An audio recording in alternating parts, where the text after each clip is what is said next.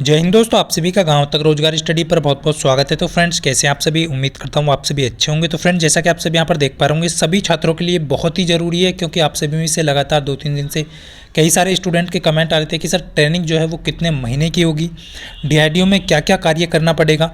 यदि आपको first choice और सेकंड चॉइस जो है यहाँ पर नहीं मिल पाती है, तो क्या आप 1 साल के बाद जो है ट्रांसफ़र करा सकते हैं, नहीं करा सकते हैं। तो सारी इन्फॉर्मेशन आप सभी को मिलने वाली है। तो फ्रेंड, जैसा कि आप सभी यहाँ पर देख पा रहे होंगे, देखिए जितने भी कैंडिडेट हैं सभी के लिए ज़रूरी है, क्यों चाहे वो आपका जो है सीनियर टेक्निकल असिस्टेंट बी का कैंडिडेट हो, चाहे फिर आपका टेक्नीशियन ए का कैंडिडेट हो। तो ये सभी के लिए है, चाहे वो आपका ए एंड ए का कैंडिडेट हो, क्योंकि सभी का जो है ट्रेनिंग का जो है यहाँ पर पीरियड जो है वो सभी का सेम रहने वाला है। देखिए फ्रेंड्स, सबसे पहले मैं यहाँ पर आपको अवगत करा देता हूँ कि जितने भी कैंडिडेट का यहाँ पर जो है क्वेरी था कि सर ट्रेनिंग जो है वो कितने महीने की होगी। देखिए फ्रेंड्स, मैं आपको अवगत करा देता हूँ, यहाँ पर जो ट्रेनिंग जो है वो आपकी महीने की ना होकर के यहाँ पर डे की होगी। 12 से 15 डे का इसका टाइम पीरियड रखा जाता है। तो ये आपकी जो है डीआरडीओ में ट्रेनिंग रहेगी आपकी, जिसको आप इंडक्शन कोर्स बोल सकते हैं या फिर आपको जो है प्रेरणा पाठ्यक्रम बोलते हैं। और इस प्रेरणा पाठ्यक्रम के अंतर्गत आपको सारी नॉलेज दी जाती है, सारी जानकारी दी जाती है कि आपको वर्किंग कैसे करना है, किस किस डिपार्टमेंट में कहाँ पर किस तरीके से जो है आपको कार्य करना है। तो सारी डिटेल इसमें आपको प्रोवाइड कर दी जाती है। आपको 12 दिन के अंदर जो है सारी यहाँ पर ट्रेनिंग आपकी पूरी हो जाती है। 12 दिन के अंतर्गत जो है सारी जानकारी आपको दे दी जाती है। उसके बाद फ्रेंड्स, ये आपका जो है टाइम पीरियड होने के बाद आपको अपनी जो है, देखिए सबसे पहले आप, अब दूसरा जो सवाल था बहुत सारे कैंडिडेट का ये था कि सर डीआरडीओ में क्या क्या कार्य करना पड़ेगा। तो डीआरडीओ में फ्रेंड्स क्या क्या आपको वर्किंग करना पड़ेगा, उससे पहले मैं फ्रेंड्स आपको लेकर के चलता हूँ। जैसे ही आपके यहाँ पर ज्वाइनिंग होता है, देखिए ज्वाइनिंग के बाद आप सभी जानते हैं ज्वाइनिंग होगा तो आपको ज्वाइनिंग लेटर पे आपका जो है मेंशन रहेगा कि आपको जो है किस लैब में आपको प्रोवाइड किया गया है, किस क्षेत्र में। जैसे कि मान लीजिए आपका देहरादून अलग से है स्टेट में, और अलग अलग इसके जो है आप सभी देख पा रहे होंगे, बेंगलुरु अलग है इसका, हैदराबाद है, आंध्र प्रदेश है, अलग अलग मतलब इसके डिवीज़न बटे, वो आपके जो है क्षेत्र बटे हुए हैं। तो कहाँ पर जहाँ पर भी आपकी पोस्टिंग होती है उसका जो है एक डायरेक्टर होता है, जैसा कि आप सभी जानते हैं। डायरेक्टर आप ज्वाइनिंग के बाद जाएंगे, जितने भी छात्र यहाँ पर जाएंगे वो डायरेक्टर डिसाइड करेगा कि आपको किस डिवीज़न में भेजना है। डायरेक्टर का काम रहता है कि आप सभी को जो है जितने भी यहाँ पर जो स्टूडेंट जाते हैं उसको जो है किन किन डिवीज़न में भेजना है, क्योंकि हर डिवीज़न में अलग अलग कार्य रहता है। तो उसके अनुसार जो है अलग अलग कैंडिडेट को यहाँ पर भेजा जाता है। तो डिवीज़न का काम का किसका है? डायरेक्टर का है।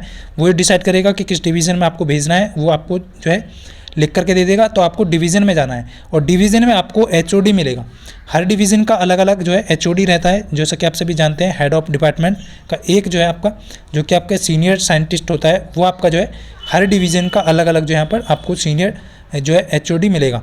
तो वो आपको बताएगा कि आपको क्या कार्य करना है। इसका जो काम है, जो भी यहाँ पर जो आपको सर मिलेंगे वो जो है आपके यहाँ पर देख पा रहे होंगे, तो ये आपको ये बताएंगे कि आपको क्या वर्किंग करना है और किस चीज़ पर आपको वर्किंग करना है, किस किस की मदद आपको लेनी है। यदि आपको समझ में नहीं आ रहा है तो इस चीज़ को लेकर के भी यहाँ पर जो है आपको सारी जानकारी दे दी जाएगी डिवीज़न जो एचओडी है उनके द्वारा। उसके बाद फ्रेंड्स, मैं आपको यहाँ पर अवगत करा देता हूँ, जितने भी कैंडिडेट कह रहे हैं कि सर वर्किंग क्या रहता है।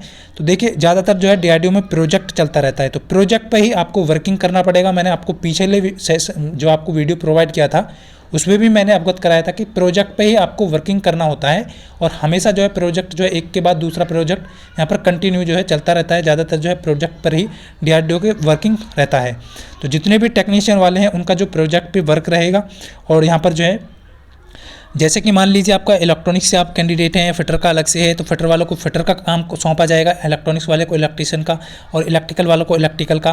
तो जिस डिवीज़न में जो वर्किंग है उसके अकॉर्डिंग यहाँ पर जो आपको कार्य बता दिया जाएगा।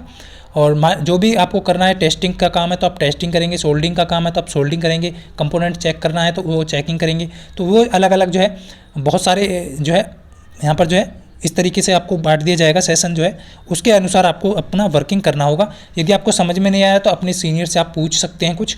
ये भी आपको जो है यहाँ पर सारी जानकारी दे दी जाती है कि आपका जो है आप इनसे जो है आपको जो एक ट्रेनिंग ऑफिसर जो है वो आपको बता देगा कि आपको ये करना है, ये समझ में नहीं आ रहा है तो वो आपको जानकारी दे देंगे उससे रिलेटेड।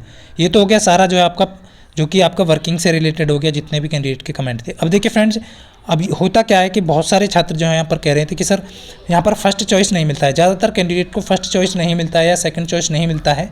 तो वो अब यहाँ पर दिक्कत ये आती है कि आप जो है ट्रांसफ़र करा सकते हैं, नहीं करा सकते हैं, कब तक जो है आप एप्लीकेशन दे सकते हैं।